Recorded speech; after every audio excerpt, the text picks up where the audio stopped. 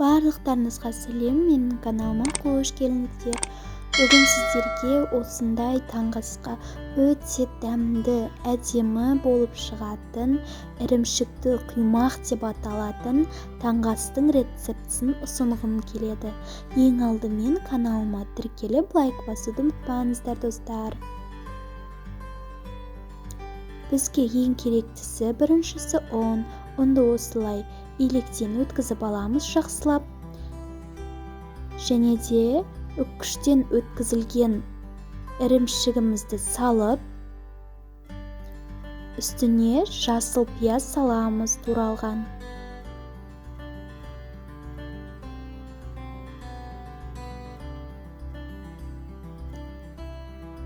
Осылайша дәміне қарай тұз және де сүт құйып, жақсылап венчикпен араластырып аламыз.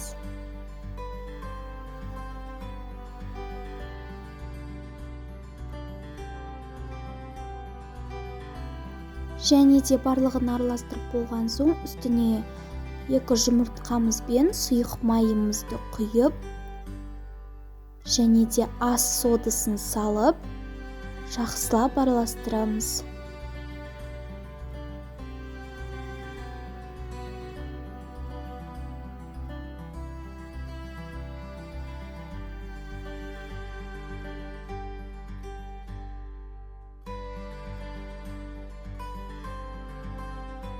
Осылайша қызып тұрған табамызға кішкене май сеуіп, осылайша жайып шығып, екі жағынан пісіріп аламыз жақсылап.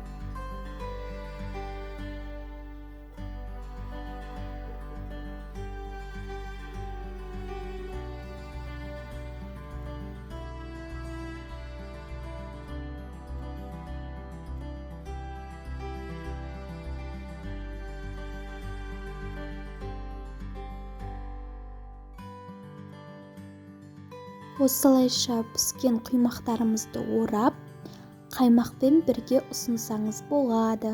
Мінекей осындай өте дәмді болып шығады. Жасап көруге кеңес беремін. Және де мені қолдап, лайк басып, комментария жазып, подписаться етуді ұмытпаңыздар.